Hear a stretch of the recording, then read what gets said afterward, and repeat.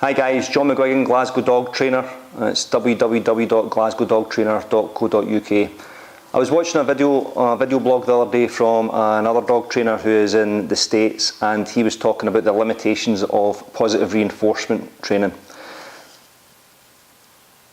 He was saying that it's limited, and because it's limitations, he was using this understanding of limitations as a justification for then using corrections for your dog. And I'm going to try and dispel a couple of the arguments, or argue against a couple of the things that he was saying. So I made a couple of notes, so I'm just going to refer to them, okay?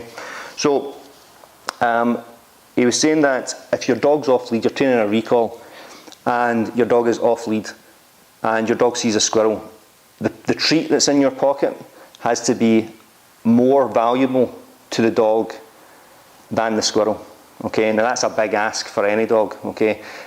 I would argue that that's not the case, okay? So what we want to, the way that I train a recall is we use a long line.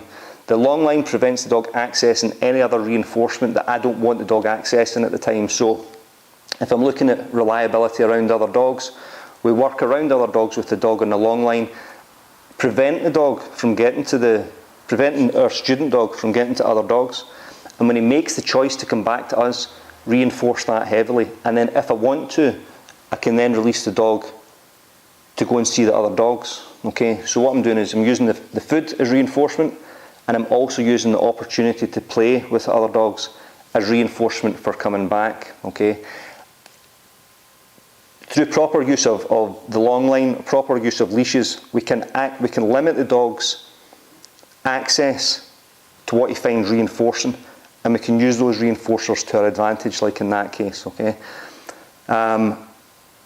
If we build this again and again and again and again and again, we do this dozens or hundreds of times, the presence of other dogs in the environment is now a cue for your dog to look at you, okay? Or the presence of squirrels, or the smell of a squirrel, or the sound of a squirrel or a rabbit in the grass is now a cue for your dog to look at you. And you can either say to the dog, yeah, you can go and chase the squirrel, or not, I'd rather you come back in with me. And because you've done lots of these before, and you're continuing to reinforce them properly, you now start getting reliability around stuff that ordinarily you wouldn't get reliability around, okay? The whole thing of what happens if I've not got treats in my pocket, and the dog will only come back if I've got treats.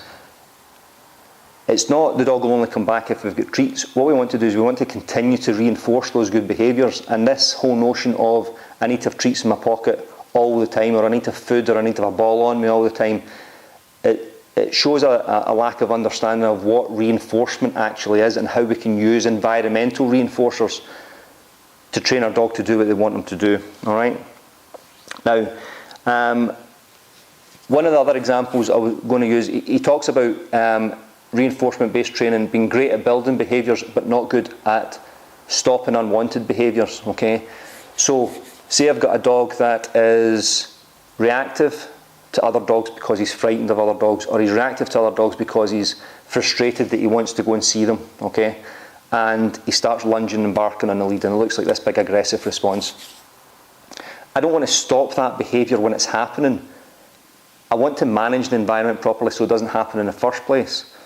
There'll be a distance at which point your dog will react, and at which point he won't react. And we want to work with the dog while he's non-reactive and gradually reduce that distance. So although that I'm trying not to allow the dog to react and bark and lunge at the end of the lead, I'm training him to do what I want him to do when he's doing it, rather than trying to stop. Because if I have to try and stop him doing something, I have to give him something which is sufficiently unpleasant that he's going to work to avoid it the next time, and that's not what I want to do, or modern dog trainers or modern animal trainers don't want to do, because it starts to break down your relationship with your dog through classical conditioning. And there's always, always, always a risk that that happens, and anybody that tells you otherwise isn't telling you the truth based on science, all right? The other thing he says it talks about is you ignore bad behaviours and they'll go away, okay? Now, so a dog jumps on you and you just ignore the behaviour. Yeah, we could do that, but the dog might enjoy jumping on you, and then you're subjecting your guests to the dog jumping on you. And so again, through proper use of environmental restraints, so we could use a lead, or we could use a baby gate or a puppy gate in the door. Your guests come in, or you're walking down the street. You don't allow the dog access to the person by using a gate or by using a leash. When the dog now does something that you like, you now reinforce that with food or with petting or with access to the person. So the dog then learns, I don't get to do that anyway, but I get to do that instead, okay? And when I do that, I get access to the thing that I want. So I'm jumping on you, the dog's thinking I'm jumping on you because I enjoy jumping on you, I want to say hello. Now that's not fair on members of the public or your guests when they come in, and this fella's absolutely right to say that. So if we hold the dog back, the dog can't jump. When the dog now has 4 feet on the floor, we can say to the dog, yeah, you can go and say hello now, and this is how you start building. There's a lot more to it than that, but that's the basics of it.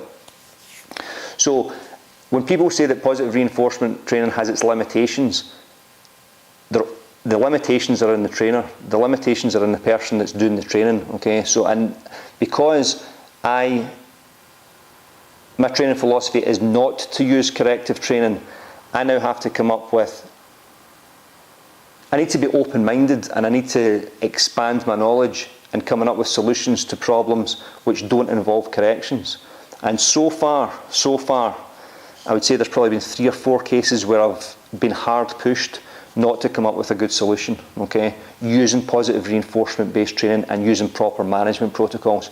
So hopefully this little video this morning will help dispel some of the arguments, or help counter-argue against some of the arguments that balanced trainers, which I'll get to in another video blog, argue against it, all right? Again, any questions, just stick a comment in the bottom. I'll do my best to argue them. Please don't be argumentative for the sake of being argumentative, and if you're putting comments in the bottom, be constructive. I am here to promote positive dog training. I'm here to promote my own philosophy. I'm not here to referee petty arguments on the internet, all right? So if you've got comments to make, please keep them positive, guys, and I'll see you next time. I hope you've enjoyed the video. Thanks a lot.